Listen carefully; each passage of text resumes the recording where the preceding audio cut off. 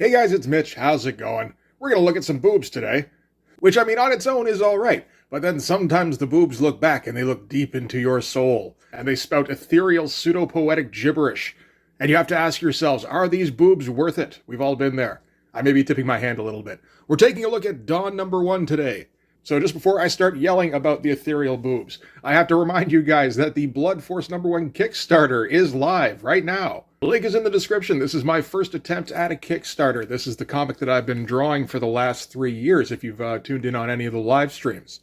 It's a 30-day campaign. We're about halfway to funding right now, so we're well on our way.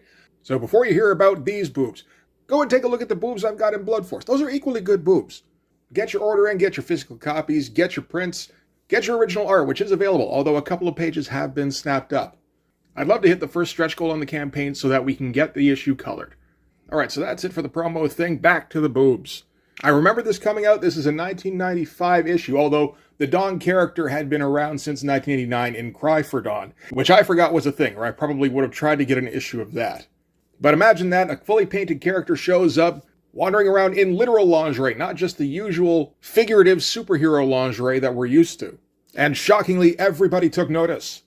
I never bought an issue of this back in the day because, come on, boobs are everywhere. You don't need to get it from a comic necessarily. But I did always kind of wonder, is that comic any good? And I can now report, well, for some people, for 16-year-olds. That's kind of it, I think. 16-year-old girls are going to like the ethereal, pseudo-poetic gibberish, and 16-year-old boys are going to like the boobs. That's just kind of how it goes. I'm sure a lot of people have dug this comic. It was never going to be for me. This kind of thing, I could feel my lip curling as soon as I started reading the narration. For instance, I looked up the Wikipedia first, and the description for the Dawn character. For one thing, the Dawn character herself, she's a goddess of birth and rebirth at the same time, and she has a rose on her right wrist and a chain on her left. The rose represents hell, and although it has beauty, it only pricks and hurts a person.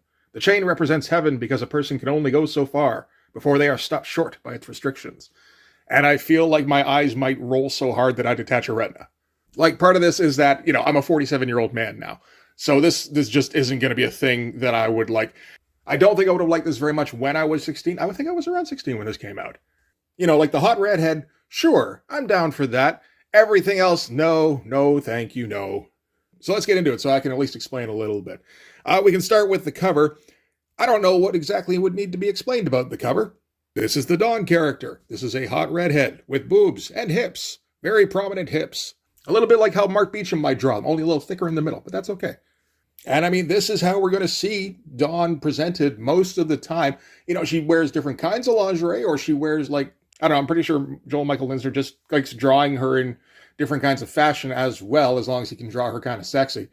So, yeah, I mean, good cover. That was going to be eye-catching. This is going to be published by Sirius. The only other comic I know by Sirius would have been Poison Elves, which I did read a few issues of back in the day. And then I believe I felt my eyes rolling so hard I might detach a retina. So, yeah, kind of, appropriate publishing house then. All right, so let's get into it. This is Dawn, Lucifer's Halo, Part 1, Ascension. So this is completely by Joel Michael Linsner. So, I mean, kudos to him for that. There is a lot of work in this. I will say that. This thing is fully painted. I don't 100% like the way he paints. I don't like the way he does faces, where he seems to like an androgynous kind of face, for one thing. And ironically, his characters are fond of rolling their eyes very often. So this is our main character. I forget his name. They're going to mention it in a little bit, though. He wakes up in his battle armor, and apparently that's how he sleeps. And he's here with his buddy, who is also in his battle armor. And they live in a kind of post-apocalyptic New York. You know what? I should find this guy's name here. It's on the next page. This is Darian Ashoka and his buddy, Janus Goldbaum. And already just with the names, I can feel my shoulders tensing. But our first introduction to Darian is he wakes up and he starts talking about this dream with this girl that was in it. And he's saying, I know that in order to get someone to put faith in you and trust you and love you, you got to stand tall and be like Joe's self-confidence. But if I ever found a girl I could really trust, all I'd want to do is curl up in her arms and cry my eyes out. And I'm like, I'm supposed to like this guy? Again, not all comics are aimed at me. That's absolutely fine. Some dudes are going to get right on board with this. A lot of girls are going to get on board with this, I think. So anyway, yeah, Darren is going to sit in bed in his purple armor musing while his buddy Janus is saying that it's almost time for the free-for-all in Times Square.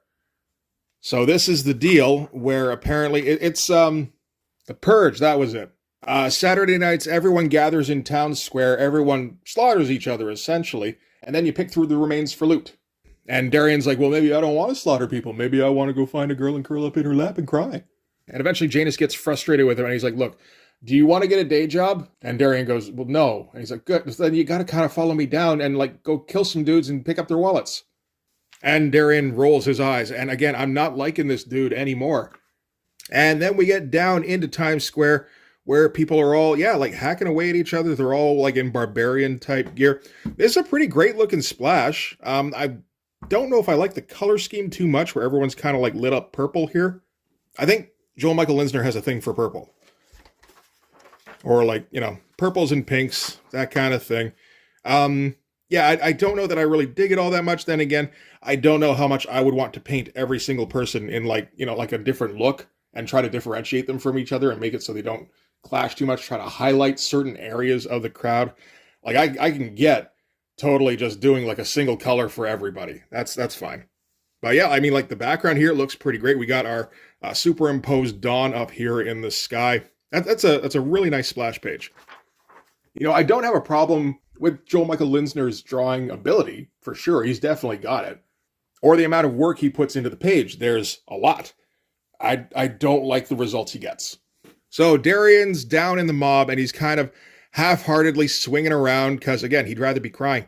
And he loses track of Janus very quickly. They were supposed to watch each other's backs. And in the melee, he spots this cute redheaded girl who's standing in a doorway here, and he's got to go, I can cry on you. And he's got to go hunt her down, and he makes his way through the crowd. And, like, he's hacking people down left and right. Like, Darian is pretty skilled with a sword. Again, these androgynous faces, like, that's supposed to be a dude. I'm not a fan. The action stuff it's all right. It's not super dynamic or anything, but again, like there's quite a bit of skill in here. And he's going out of his way to throw in all sorts of background detail. I gotta admire the guy's work ethic. And okay, so yeah, spots her. She's, like not trying. She's running, but she's also like looking back over her shoulder every 5 feet to make sure he's keeping up. And he follows her up to the roof.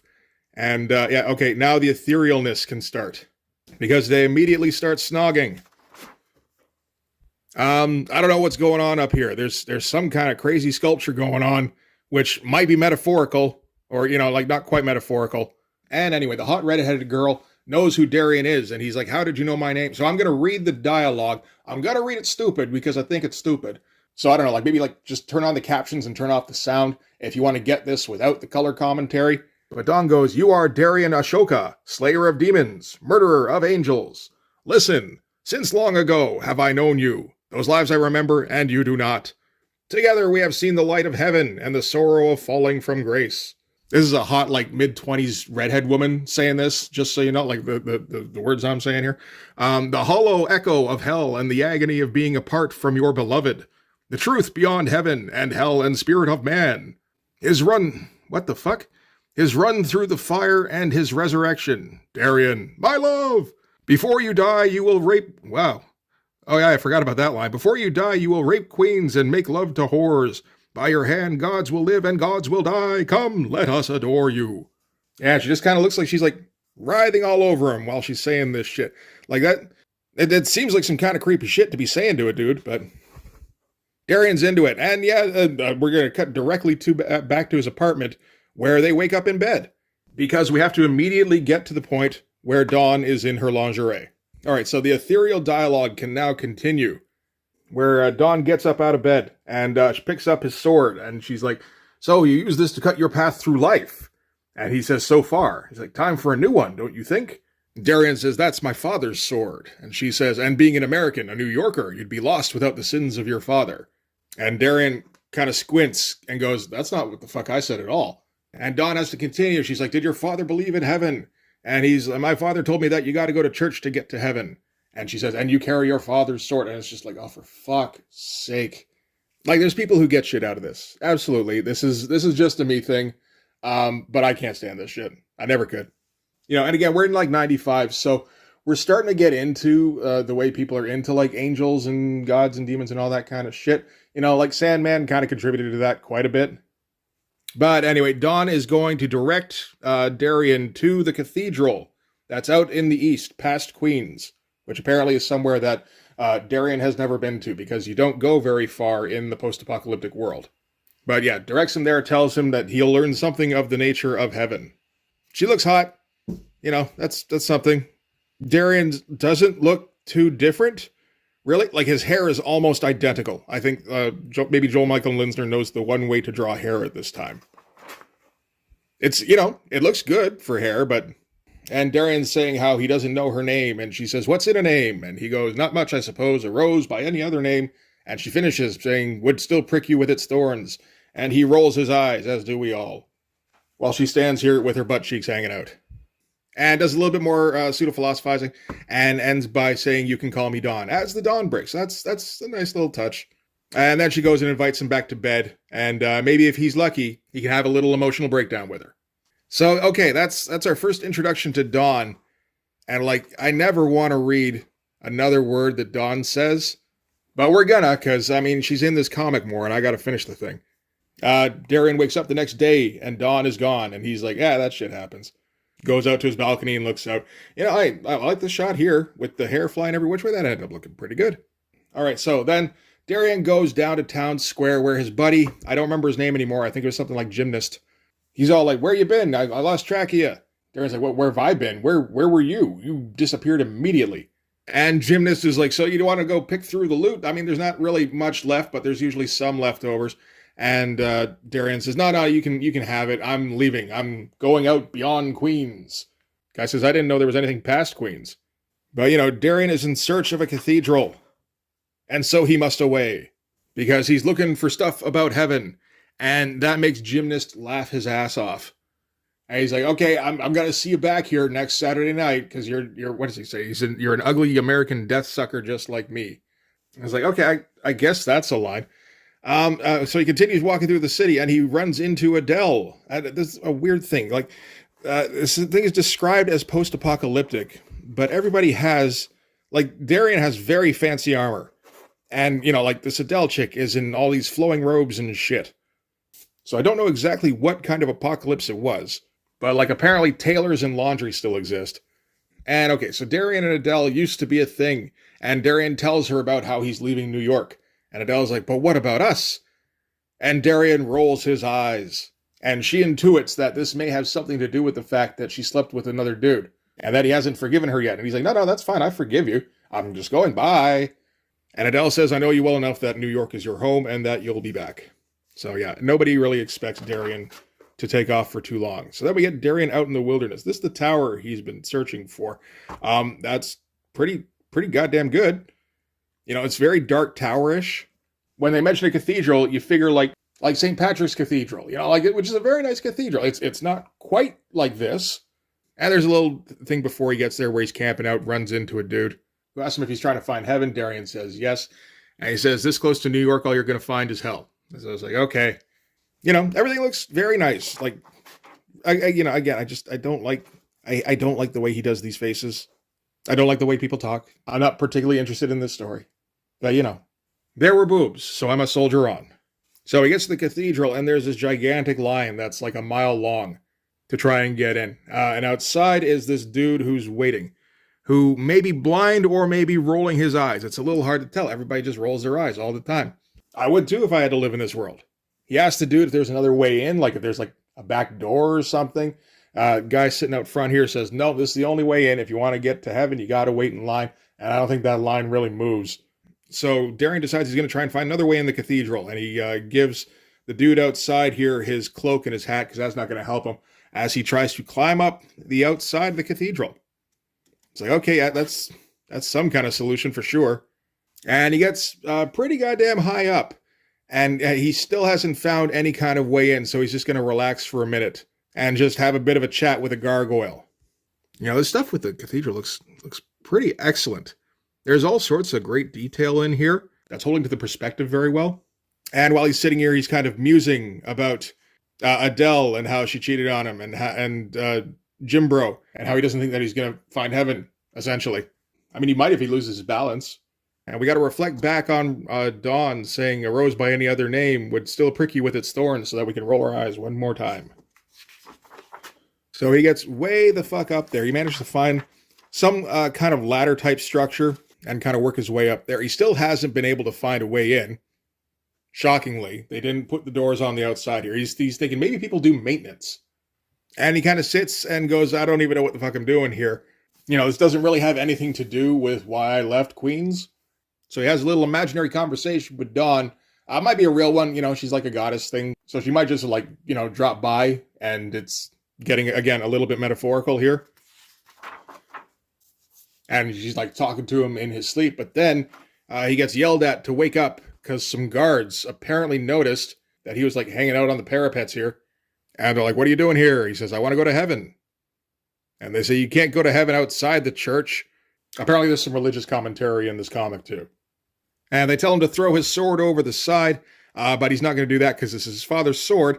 So they give him the count of 3, and he just starts swinging, and he's taking guards out left and right because he's kind of used to doing this on a Saturday night. You know, all looks very nice, not meant to look particularly cool. That's not the point. This is more like fantasy illustration type stuff. And yeah, he's able to take out like a good 3 or 4 guards here.